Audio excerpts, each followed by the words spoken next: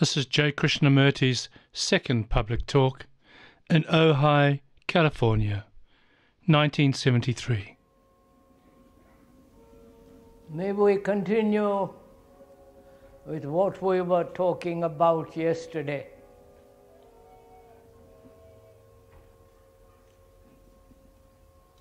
We were pointing out how important it is to have right relationship with each other. As we see it now, in relationship, there is great deal of trouble, conflict, bitterness, jealousy, anxiety. And if we applied our minds, our hearts, to bring about right relationship, in which, as we explained yesterday very carefully, every form of conflict ceases, then in that relationship, which is a movement, which is never static, that relationship, when it is really right, clear, not sullied by the images that one has built, then out of that relationship there comes a great deal of creative energy.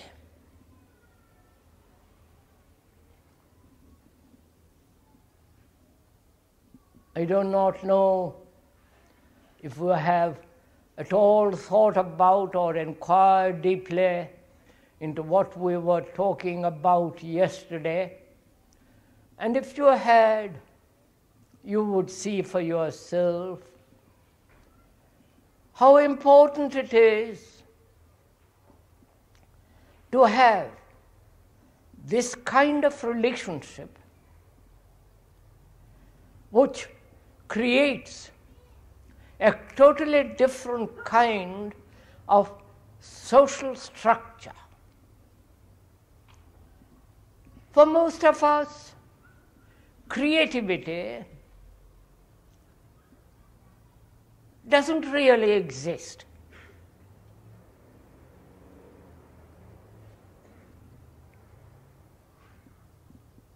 It is one of our problems living in this modern world, that life has lost its meaning. Life has no meaning whatsoever as it is lived now.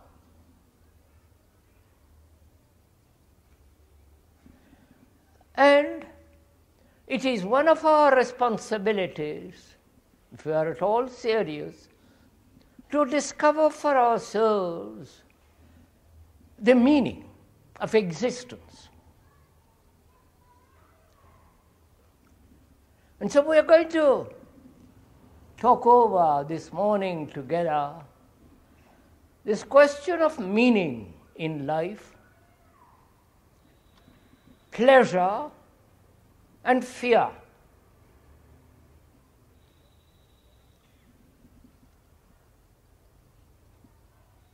One can give significance or a meaning to life intellectually. You can invent a meaning put together by cunning thought, but such contrivance has really very little meaning. But if we do not find for ourselves the real meaning of life, then we shall escape from the living of daily life into all sorts of neurotic behavior, neurotic thought and expressions and activities. We are asking, is life a mere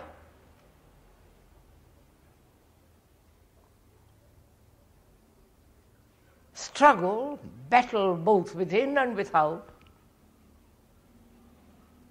Live few years laboriously, painfully, anxiously, and then die. Is that all? And if we do not find for ourselves the meaning of life, not a philosophic meaning, not a meaning invented by a philosopher or a psychologist, but a meaning that has deep significance in our daily living, then if we do not find it, then inevitably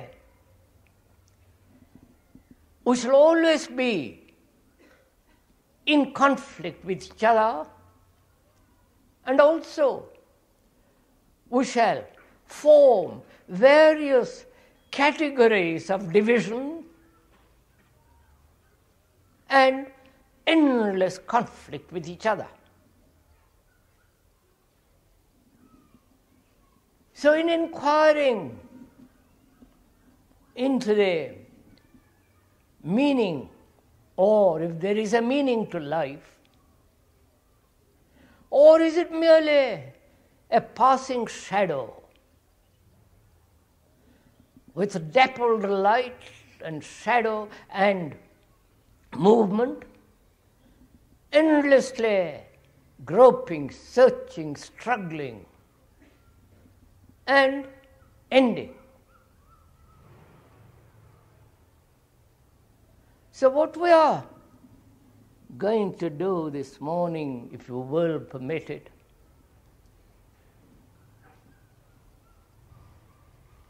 and therefore share it, try to find out for ourselves what is it all about.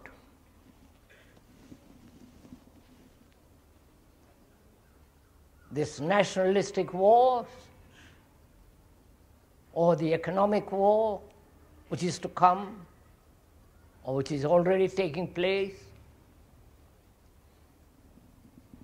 The little expressions of individuals who say, I must play, write the guitar, or my life is dedicated to music, to painting, and so on, which are all become so extraordinarily superficial. If that is the only meaning to life, then whatever we do, socially, morally, or religiously, has very little meaning.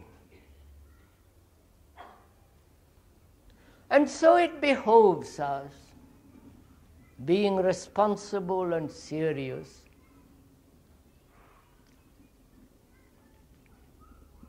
to find out for ourselves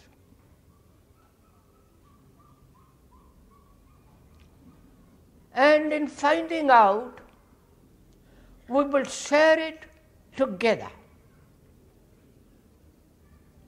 You know, when you share something, in that which you share, that is neither yours nor mine.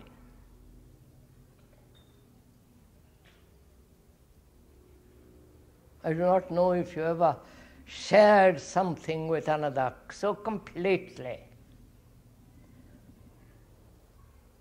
that you and the other who shares it ceases completely. Because in that sharing, there is no you or I. There is only that quality of mind that is sharing, the thing which neither belongs to you or to another. So in inquiring into this question, what we discover is not yours or mine. It is the whole significance, the meaning of a human being living either in America or in Russia or in India or in China or whatever it be.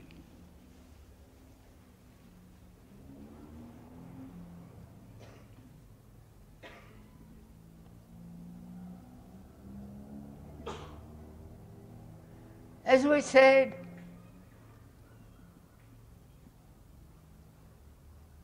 if our relationship with each other is not based on a conclusion and image, then that relationship releases this extraordinarily creative energy. I am using that word creative not in the orthodox sense that demands expression. Creation doesn't ever demand expression.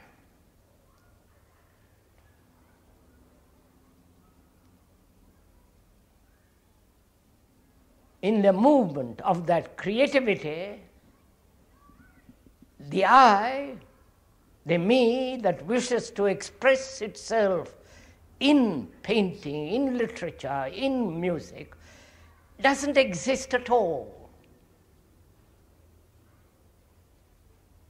So, creation, this feeling of creativity, this tremendous energy that comes when there is no conflict whatsoever in our souls and outside of our souls, in this, inside the skin, as it were, and outside the skin, the significance may be, and probably is, this release of creative energy, which is not the product of thought.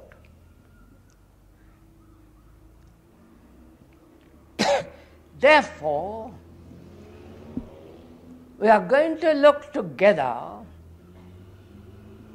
therefore share this whole problem of what is thought. What is the relationship of thought to creativity? Has it any relationship? Or can thought bring about this creative energy? So we are going to inquire, if you will, into this question: what place has thought in relationship? For if our relationship is a battlefield between man and woman, between human beings, then our life is committed to constant enmity,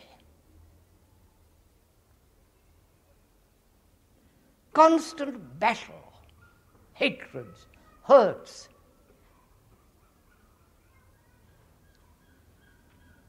So, what place has thought, and what is the whole structure of thinking? Please, this is very important for each of us to understand, because we live by thought.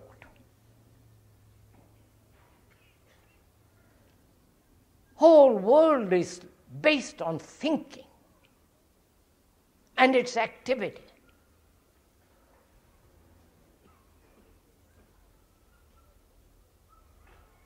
And when we realize the shallowness and the limitation of thought, we try to escape from it through all kinds of neurotic activities.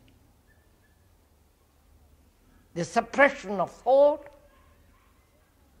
the denial of thought, going after or seeking cosmic consciousness, which is utter nonsense, when you have not completely understood the nature of thinking. So it is very important to find out for ourselves what place has thought in relationship, in action, and in that thing which we call creativity. All right? May I go on? Am I making myself clear? If not, ask me at the end of it. We'll discuss it, we'll answer questions.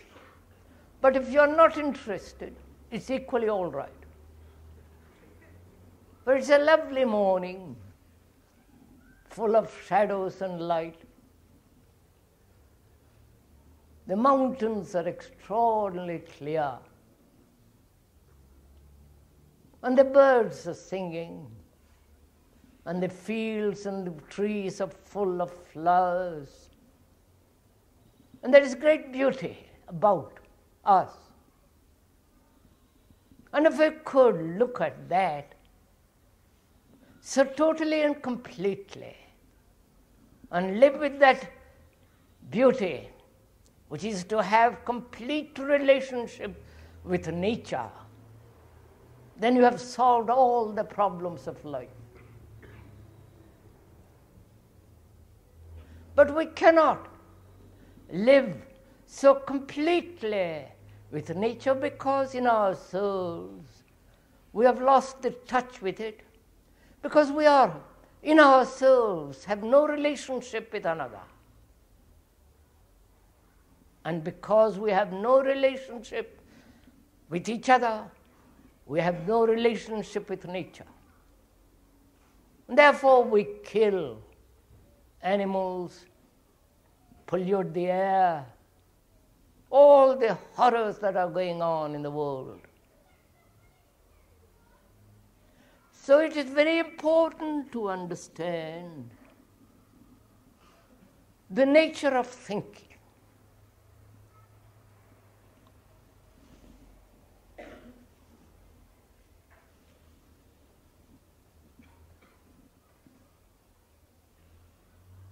What is thought?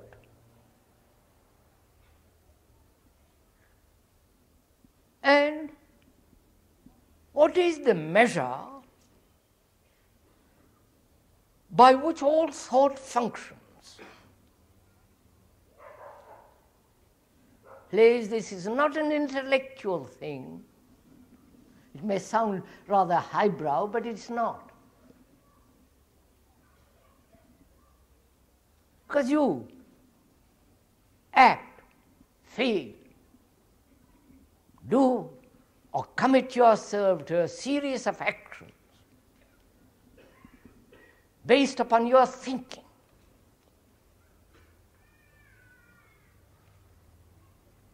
So, without understanding the whole movement of thought, its relationship to the human beings, its relationship to pleasure, its relationship to fear, and whether thought is capable of cultivating or bringing about creativity. Can thought give a full meaning to life? So that is the problem we're going to discuss. I hope you don't mind. It's rather serious and needs a little bit of attention.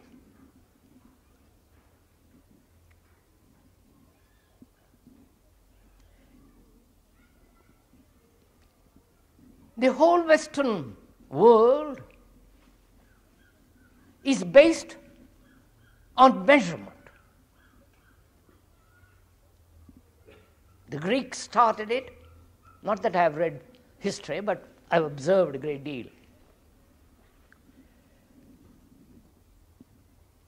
The Western world is the product, more or less, of Greece. And measurement, which is technology, has been the result of thought. Right? All the world, especially the Western world, is based on thought, on measurement. Measurement between here and there, measurement of distance from here, from the center to the periphery, and so on. Measurement brings about the development of technology, mathematics, and so on, so on, so on. All that is thought, based on thought.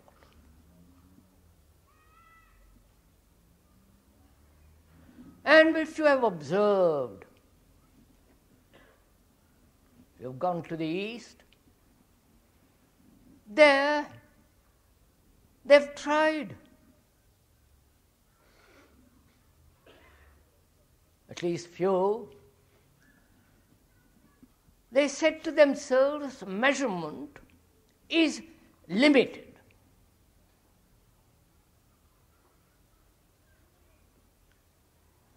And through measurement, the immeasurable cannot be found. But they used thought to find the immeasurable. Are you following all this? Does it mean anything to you at all, what I'm talking about? Good. I'm not quite sure that you really understand it, but it doesn't matter.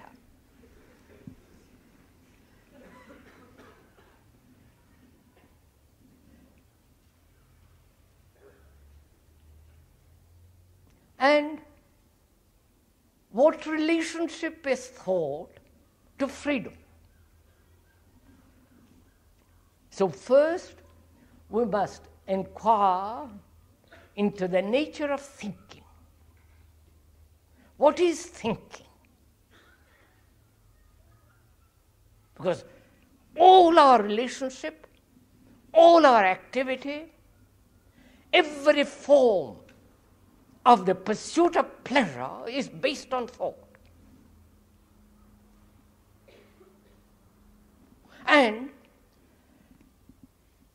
it has its own energy. So we are seriously asking, what is thought? How does it come into being?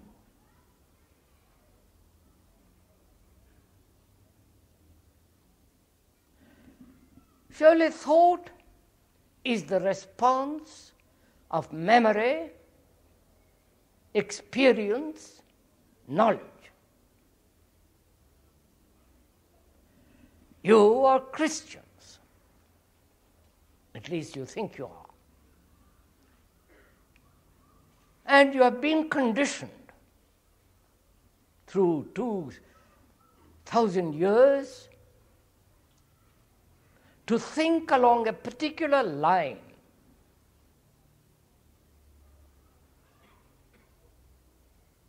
And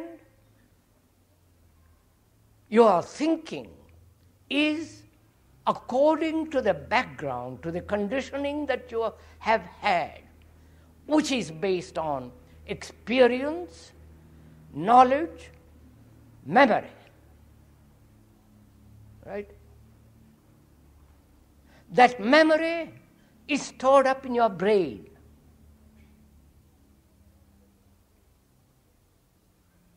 That is the function of the brain. To respond according to the data, to use modern words, that it has been, that it has, and respond according to that. This is a simple psychological fact. Right?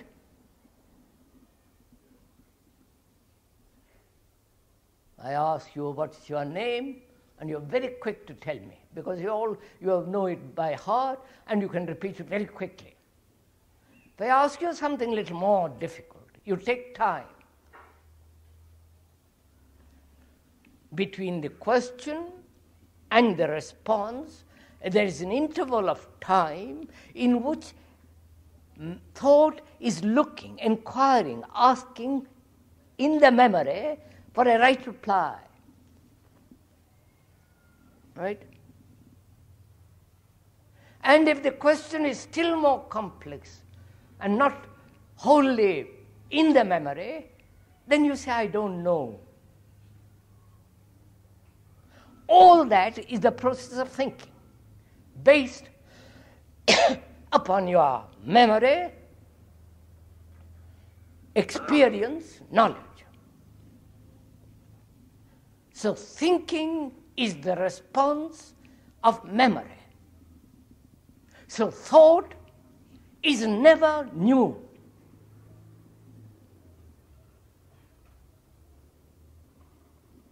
Right? Thought can never be free.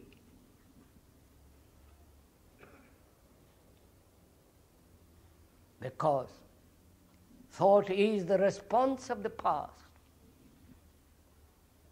And the whole idea of free will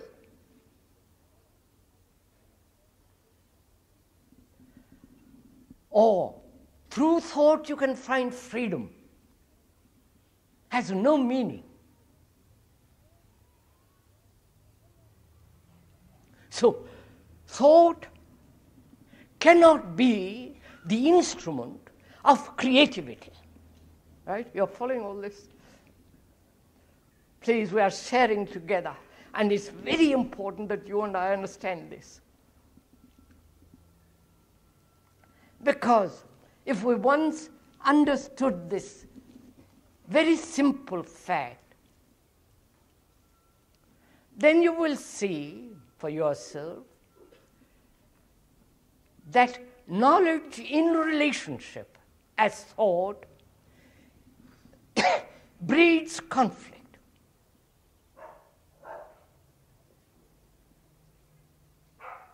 Right? Knowledge in relationship, in human relationship. You have hurt me, and that becomes my knowledge about you. And that knowledge interferes in our relationship with you. So thought in relationship is the source of conflict. Okay, have you understood this? Not intellectually, not verbally, but deeply, and your very core of your being. if you see the truth of this, which is not a verbal understanding of the intellect, but the actuality, that thought as knowledge in relationship between two human beings brings about conflict, and therefore there is no relationship at all.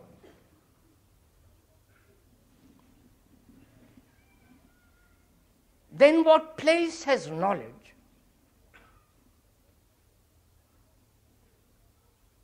in life? You're following all this? May I go on? I want to go. If you don't follow, if you're not clear, please, it's up to you.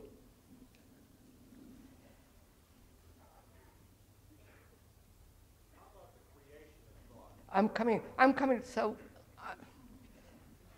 have a little patience.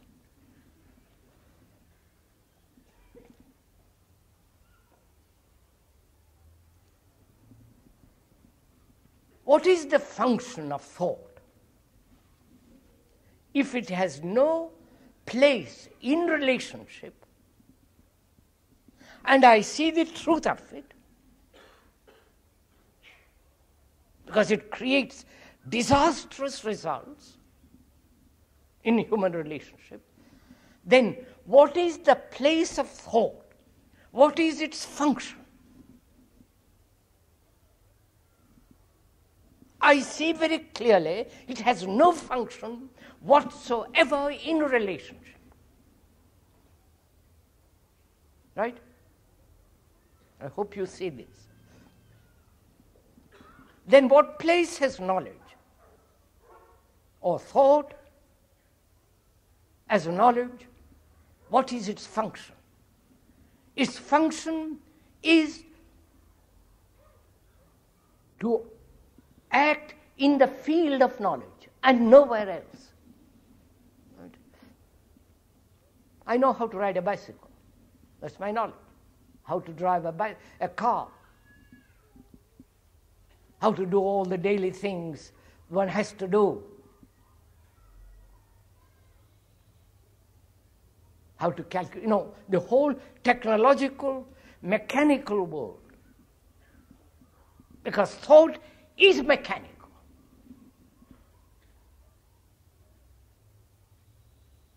Because our minds are conditioned. And to act according to that conditioning is mechanical.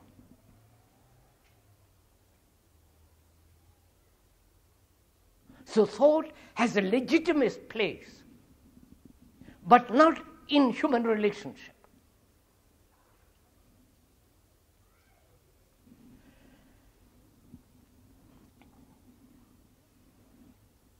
Then,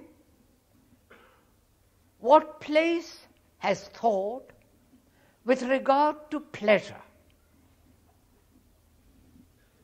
Because for most of us, pleasure is the most important thing in life.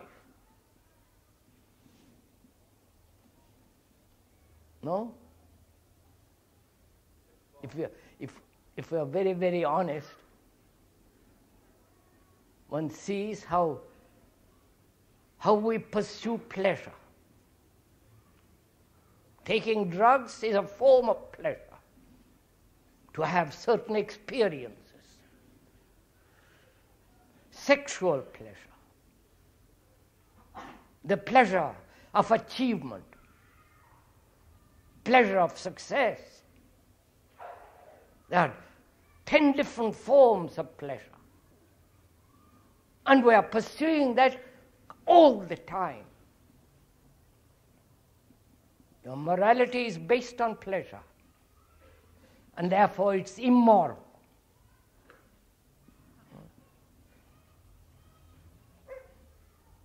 You're accepting all this?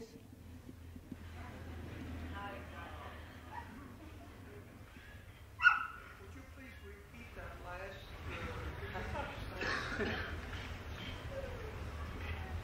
Would I please repeat what I said just now? I'm afraid I can't, but I'll put it differently.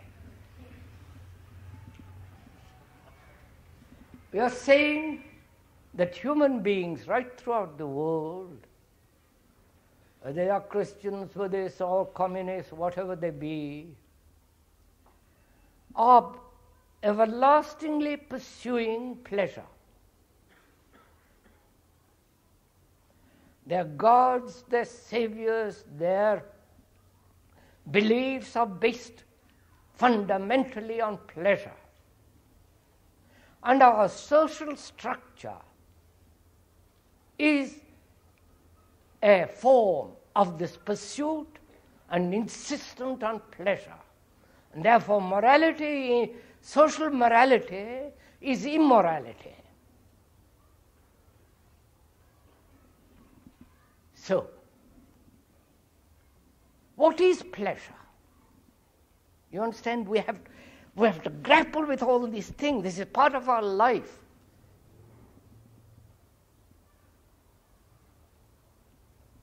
And if we don't understand all this,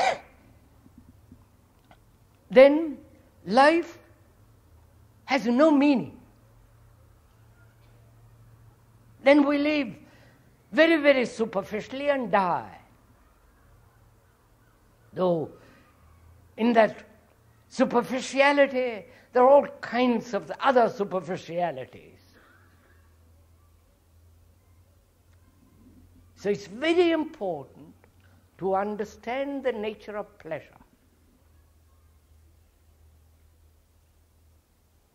What is pleasure?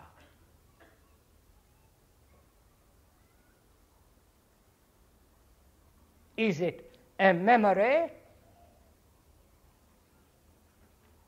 of something that gave you a certain form of delight, which thought picks it up and pursues, which becomes pleasure? Are you following all this? That is, you may have had sexual pleasure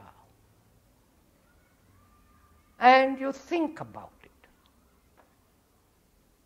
The thinking about it is the insistence and the pursuit of pleasure. So thought sustains an incident which happened yesterday, and that incident has left a mark on the mind,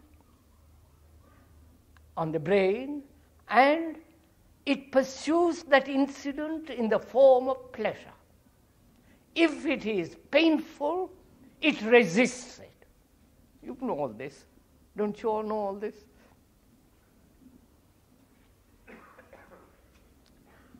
So, pleasure is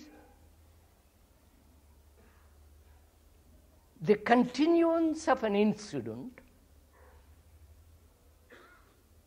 which is dead, which is past, and thought insists or pursues that incident which now becomes the pleasure. You're following this?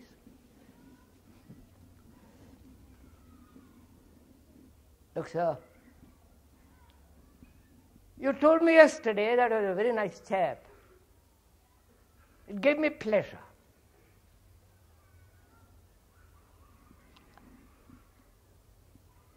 I haven't forgotten it. I haven't cut it off. That incident, thought picks it up and says, what a nice person he is. I'd like to see him again. So thought pursues an incident that's dead. And the insistence on something that is dead, which is over, thought nourishes or sustains it in the form of pleasure. Right? You've got it.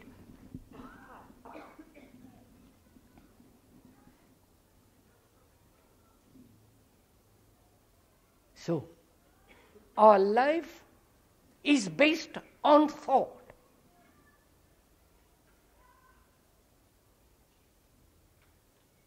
And thought, as we said, is never new, never free. So we are slaves to the past, right? Our life is the past. And in the past, we're trying to seek a meaning to it. So, the meaning in the past is a dead meaning. Therefore, it has no meaning at all.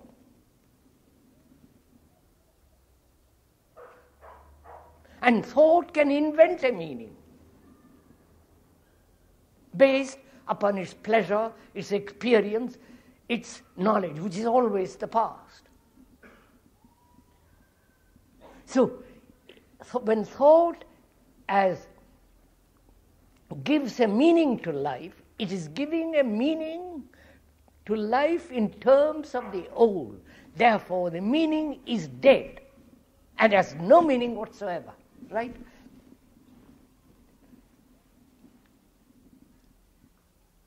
Please, all this is an inquiry into what is creativity. Because life, lived as we do, has no meaning. We are conditioned human beings, result of 2,000 or 5,000 years of propaganda, religious, social, whatever it be, capitalistic or communistic, Mao or something totally different.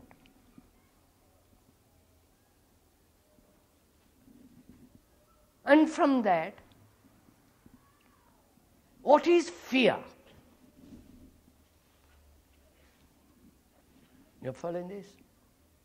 Because fear also plays tremendous part in our life.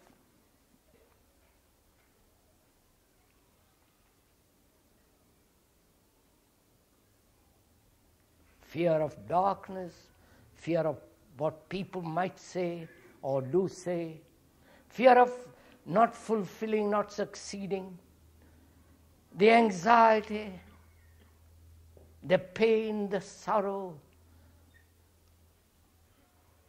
the innumerable shades of fear in which we live. One may be conscious of it or unconscious of it, but it is there. From childhood to the grave, this thing is constant. And one can observe where there is fear, every form of violence comes into being. Every form of neurotic behavior. One lives in darkness, in utter despair. Probably in all this, if you have had the taste of fear and you're conscious of it.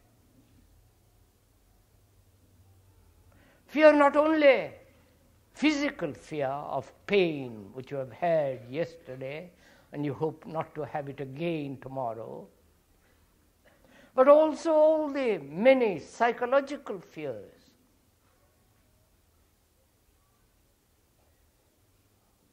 Now, how is the mind to be totally, completely be free of fear? Not only at the conscious level, but deeply.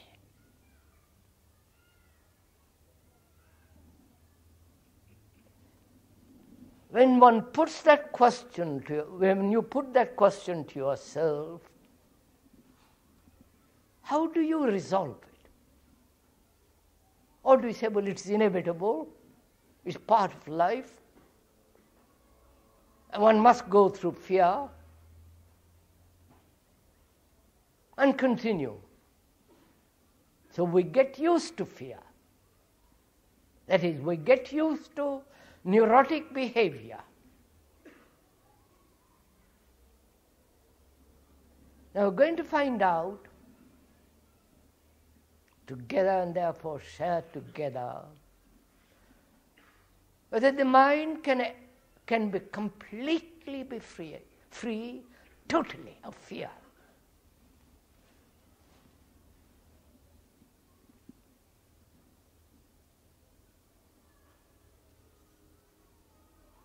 You know, look at your own fear. If you are sufficiently interested in it, observe your fears as you're sitting there. You may not have it now, but invite it.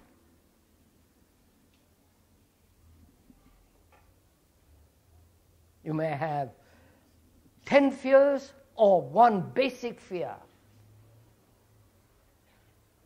of which you are conscious and do not know what to do with it.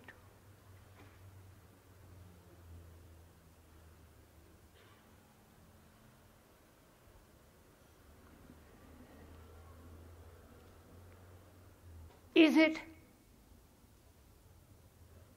that one must operate or look at every leaf, every branch, every little branch of the whole tree of fear, or can one look at the very root of fear and therefore not be concerned with the little fears? You understood my question?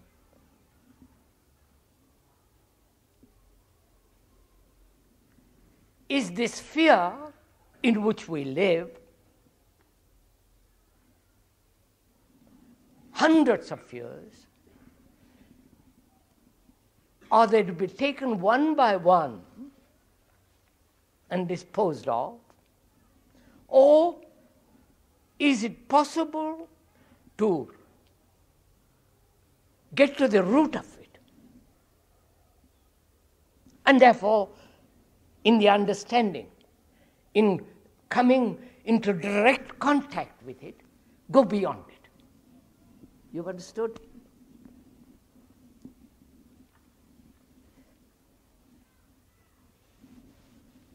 Now, first of all, we are not doing a group therapy, right? That's an abomination. That's no meaning. Nor are we indulging in analysis. Because analysis implies time, division between the analyzer and the analyzed, and every analysis must be totally complete, and therefore which it never is. So you can keep on analyzing for the rest of your life, which has become the fashion nowadays, and die with analysis. So, analysis, paralysis through analysis, right?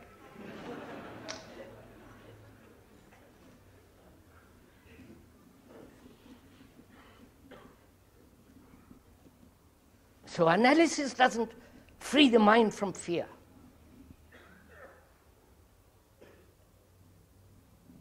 And what does not free the mind from fear has no meaning. So we can put it out. Actually deny it, negate it.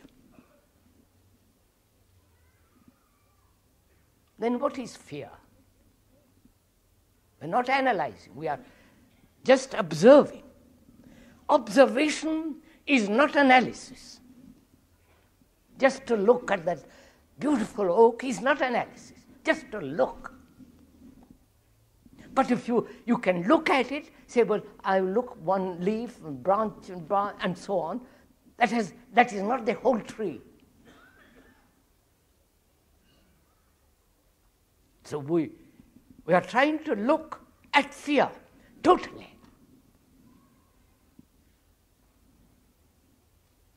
What is fear? Wait, madam. Sorry, you can talk afterwards. Come on the platform, you can take charge. Now let me go on with it. What is fear?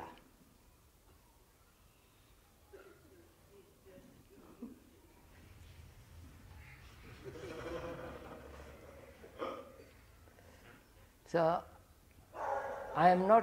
we are sharing it together.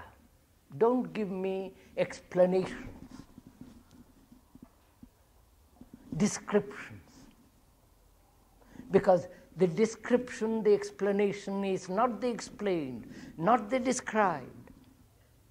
We are concerned with the fact of fear and to look at it totally.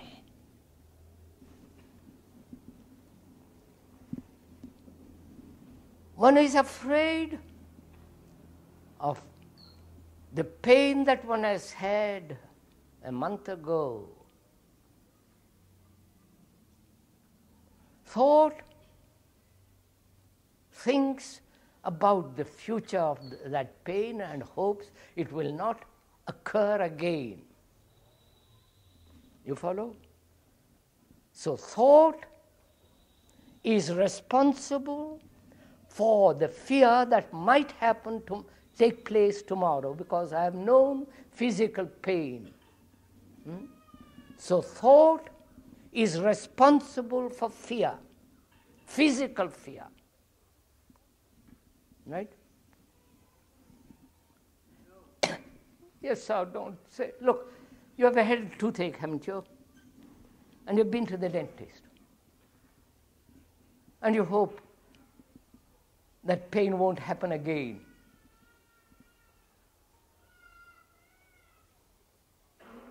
That is, you are thinking about tomorrow while you are not having pain today, and tomorrow is the result of your thinking, and you hope not to have it. That's a simple fact. And there are many psychological fears. What people might say, fear of success, fear, you have dozens and dozens of fears. Old age, ignorance, I don't have to enumerate them. What is the root of fear? Is it not becoming something? Is it not being something?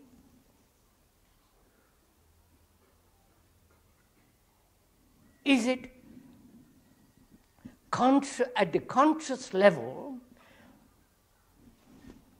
expressing itself as success and failure,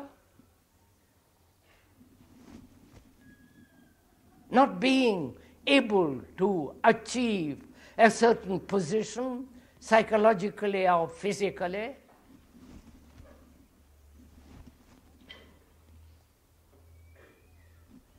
And there are all the hidden fears deep down. Can they all be exposed, looked at, and gone beyond? Right?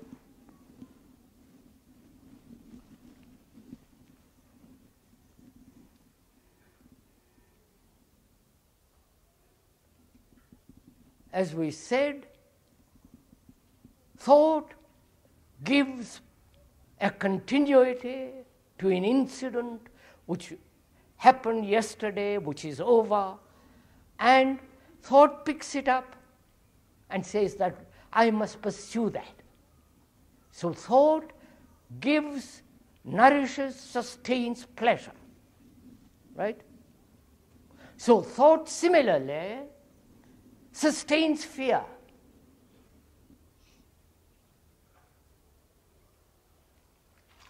I am afraid I'm going to lose my job.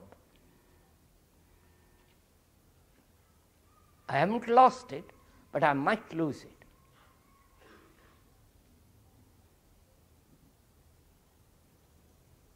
I am afraid of not being a success again in the future. I am afraid of not being able to fulfill, become somebody and all that. So thought is responsible for fear. Got it? So the problem then arises, can thought not interfere, if I can use that word, with that incident which was a delight yesterday, and not pick it up, just leave it? You've understood? Look, sir, I saw something very beautiful yesterday evening. The sun was behind the mountains, and the light was extraordinary. It was a great delight just to see it. But when it is over, thought says, how extraordinarily beautiful that was. I want it repeated. I'll go to that walk again tomorrow and see that delight again, have that experience again. Thought thinking over the past, which is dead, gives a continuity to that which is dead in the form of pleasure today or tomorrow. In the same way, thought creates or sustains fear of what might happen tomorrow. So thought is the basis of fear. Right?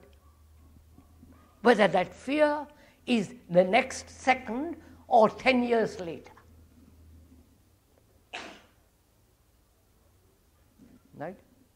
So, how is one to deal with thought, which is all the time in projecting itself?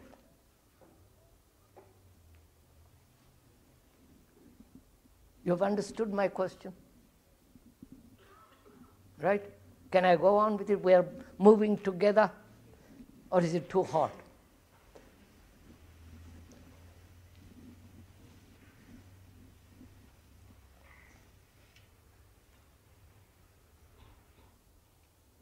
So, my question is, knowing that thought is all the time conjuring up the future pains,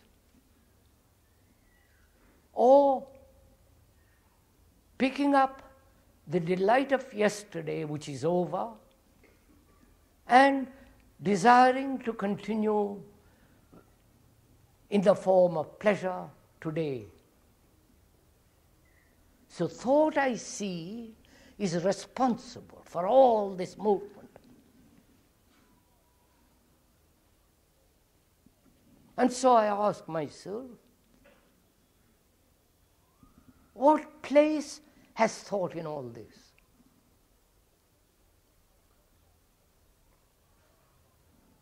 I live by thought. At a certain level, thought is necessary. Otherwise I can't function, I can't speak English, I can't be able to do anything. So thought at a certain level is absolutely necessary as knowledge. And I see very clearly, as long as thought enters into the whole movement of the unknown, that is the tomorrow, then it either creates pleasure or fear.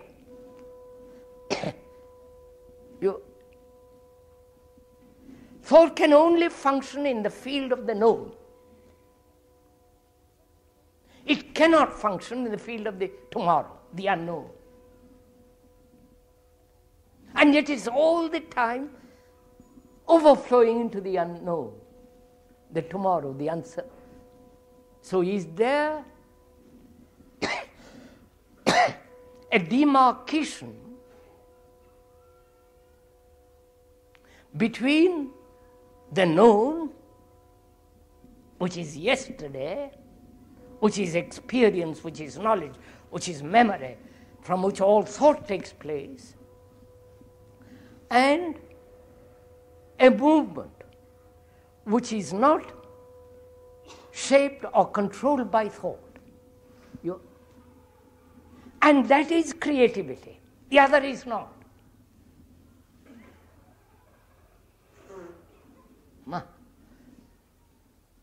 Have you understood it, sir? No. Look, we're always functioning in the field of the known. Right? That's obvious. The known is the memory, the experience, the knowledge, which has shaped the mind, the brain, all our activities, is within the field of the known.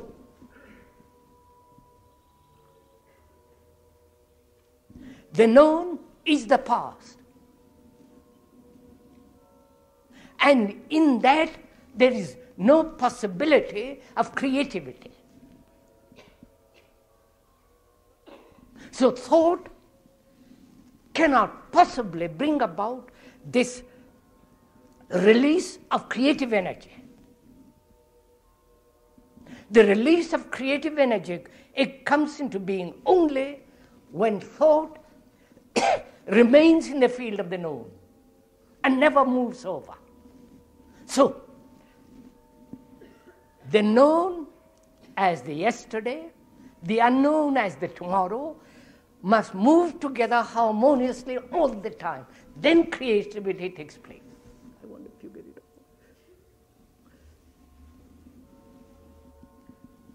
Has somebody got this?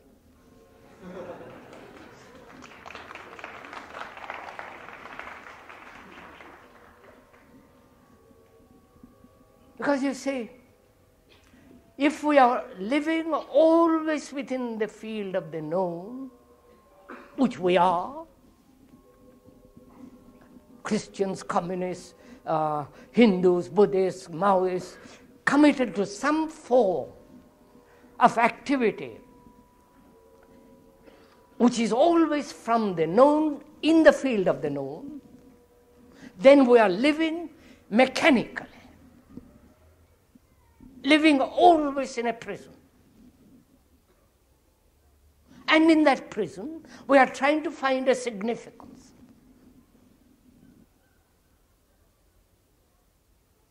And the philosophers, the analysts, the psychologists, and so on, give a meaning to that.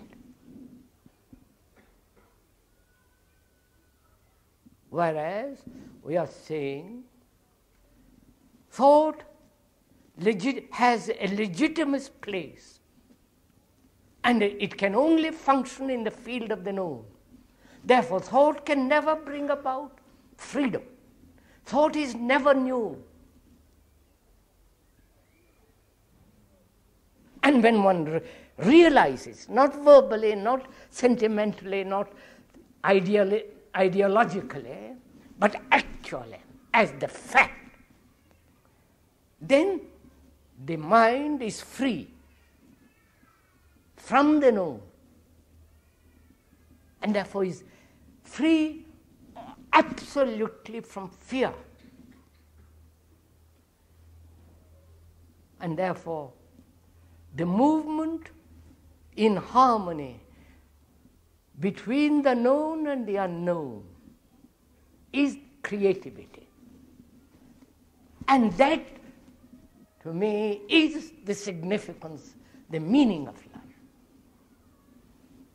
And we're going to go into it much more next weekend, the whole, further into the problem. It's 12, so please ask any questions you want. Yes, sir. Can you go into the question of how loneliness and boredom, which is something the society says we never have to be lonely, we never have to be bored, how it drives us into different directions, and implies how thought comes in and drives Right, us. sir. Could we, question asked, go into the question of loneliness and boredom, which is part of our life? Could we discuss it? All right, sir. Let's take a breath, shall we? Because they're all leaving.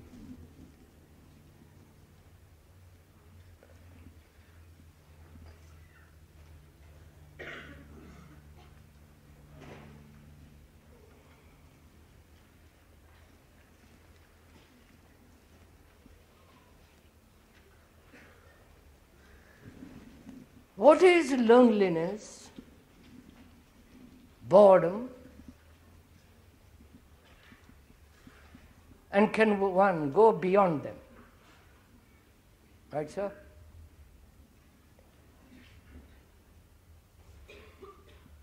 What is loneliness? Most of us know that feeling of being completely isolated. Though you may be with your friends in a group or with your family, you feel completely cut off, isolated. And that isolation, that loneliness is rather painful.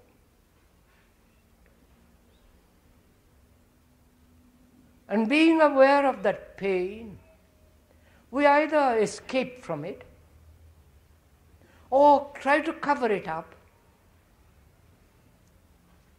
or rationalize it. But at the end of it, the loneliness still remains.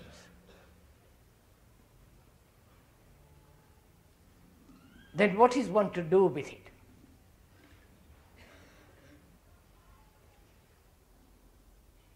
What is this sense of loneliness?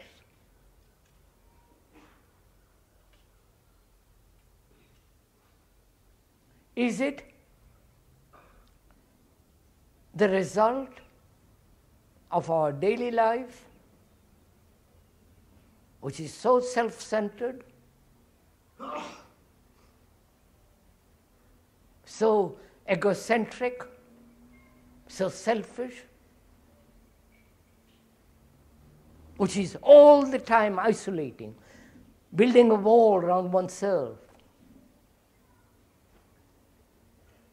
And that brings about this quality or this feeling of utter loneliness, utter despair in that loneliness. Now, if you do not escape from it, and I mean not escape,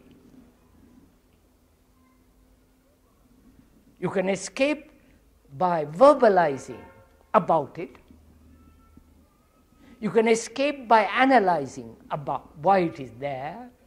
You can escape by going or taking a drink or going to church or turning on the television, dozen ways. They're all more or less the same. But if you don't escape, and you see the absurdity of escaping,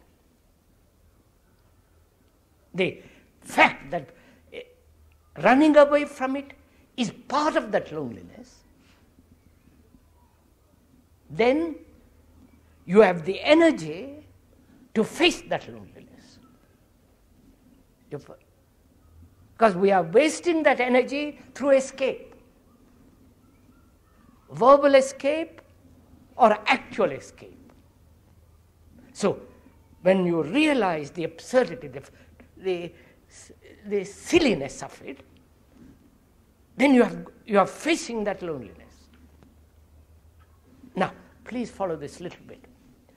When you look at that loneliness, are you looking at it as an observer different from that which you call lonely? You understand, sir? Are you looking at it as an outsider looking in, or the observer is the observed? When you say I'm angry, is anger different from you? Obviously not. You are anger. So when you look at that loneliness, when there is no escape, but are actually in contact with it, then are you looking at it as an observer looking at something outside, or the observer is the observed?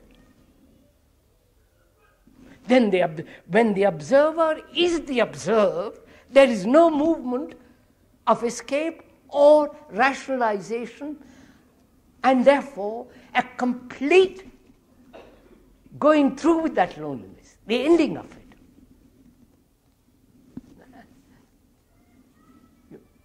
You understand, sir?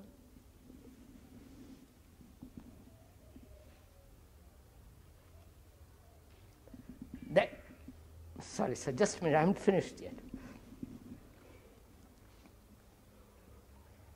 Therefore, it's very important to understand the relationship between the observer and the observed.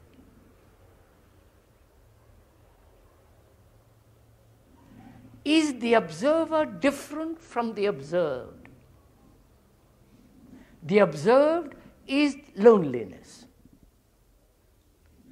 Is the observer different from that thing which he is seeing?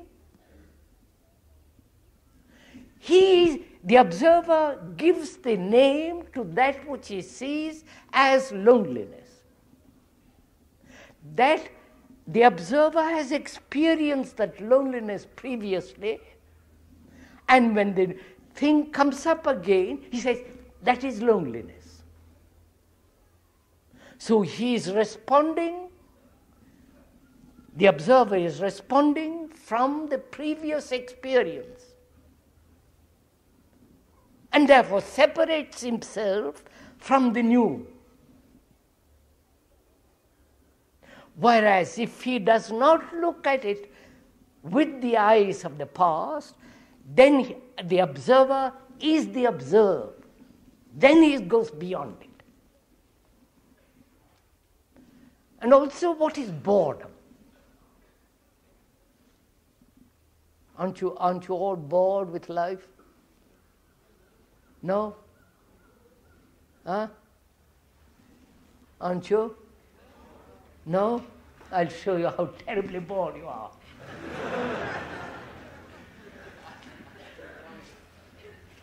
Because you happen to be young. You've got a lot of years to live. You want to experience new things. Get excited. Emotional, sentimental. Practice this meditation, that meditation. Follow that guru. Why are you doing all this? What's the basis of your action?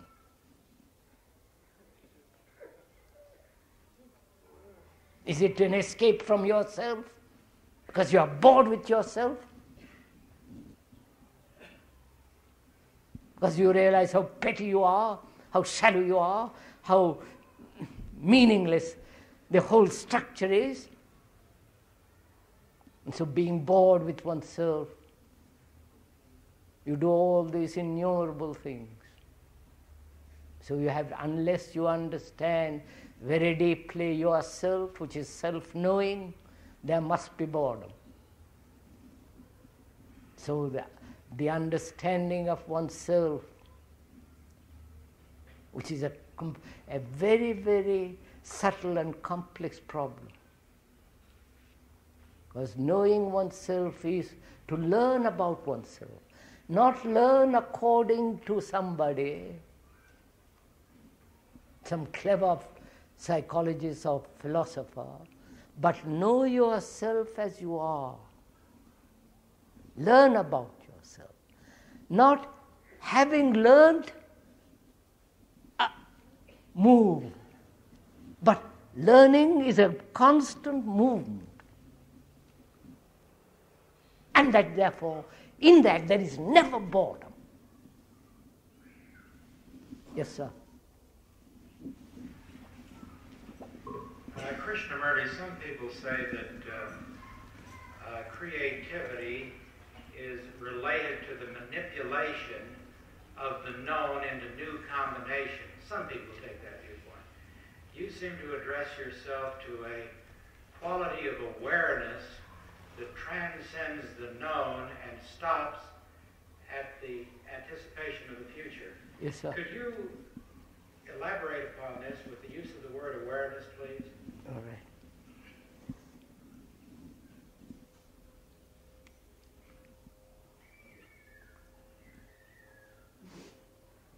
So what is it to be aware?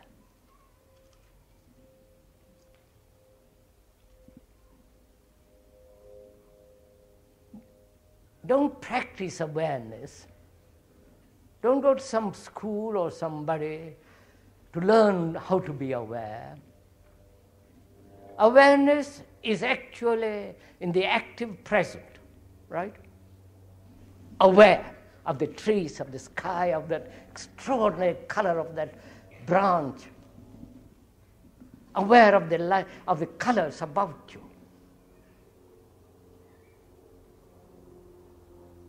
But when you're so aware, you say to yourself, I don't like that color, or I like that color. I wish I had that tree in my garden. So you're always in that awareness, choosing. And that is not awareness. That's merely a reaction to your conditioning. Awareness, choicelessly, to have no choice in the very look of at that oak tree, at that branch, at the light on that trunk, just to look. Now, to be choicelessly aware of the fact that thought can only function in the field of the known. It has no other place. It can invent a new place for itself, but it's still the result of the thought. Right?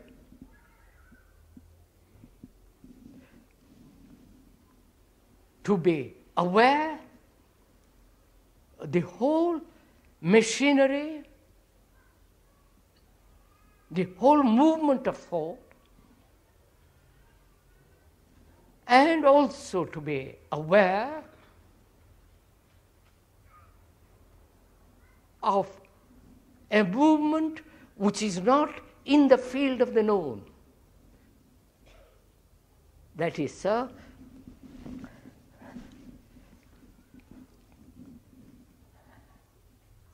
when I go into the question of time,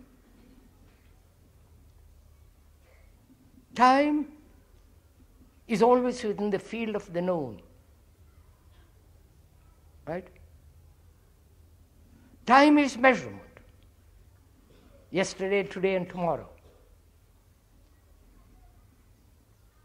That is the known. And time shapes or modifies the past through the present to the future. Now, to be aware of that,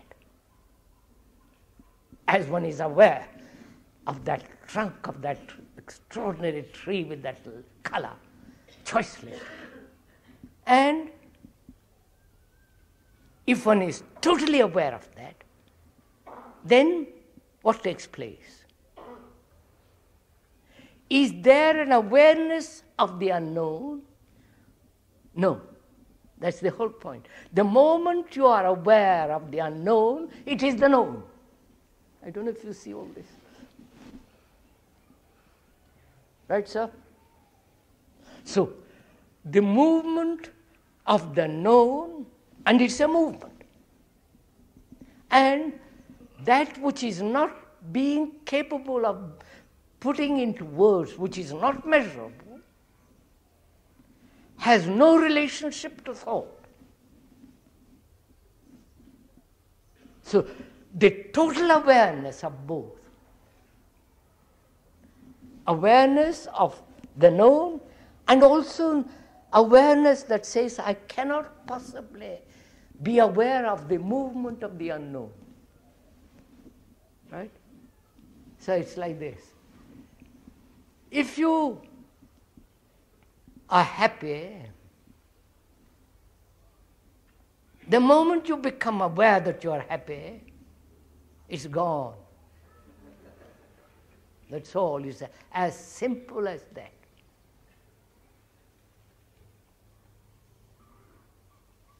Truth is that quality of mind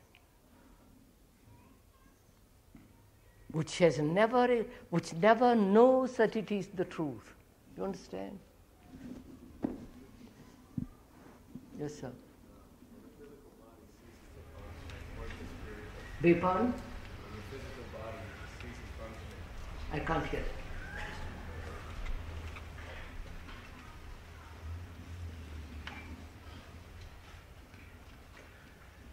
When your physical body ceases functioning, where does the spirit go? I think we better deal with that question next Saturday, because that requires a great deal of inquiry. Whether there is a spirit at all, or your idea that there is a spirit. We'll go into all that.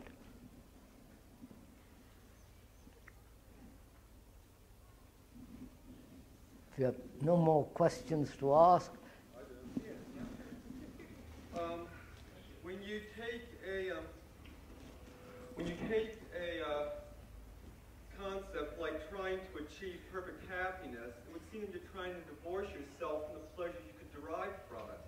If you did not have the pain there to find the pleasure, you would eventually just reach a happiness appetite. It'd be as if you had an act with no villain. So we're not, good Lord, we're not trying to achieve a perfect state of happiness. I'm afraid we have not understood what has been said the whole hour. That's right. We're not trying to achieve anything, but just to observe. Oh, good Lord, sir. Look, when you observe that tree, are you trying to achieve anything? When you look at yourself totally, when you are aware of yourself, all the movement of yourself, aware of it, are you trying to achieve something? And who is the entity that is trying to achieve something? Is he not part of that which he is observing? So, sir. One time I was asked to ask myself, what am I when I am being aware? And I was asked not to make up my mind too quickly. And during the time that I tried, I came to the conclusion for that moment that it could be wrong, that I was nature when I was aware. I went back to the person that told me to say that, ask myself that, and I said, okay, I think I know. I think I am nature when I am aware. And then she asked me, who is nature? And so I haven't been able to think that far into it because I couldn't understand it after that. I don't quite follow your question, sir.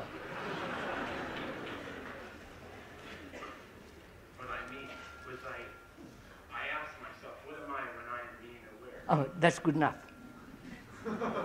That's enough, sir. Let's stop there. What am I when I'm being aware?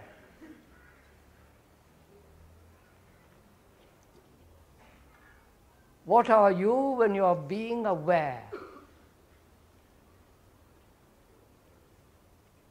So when you put that question, is the questioner there?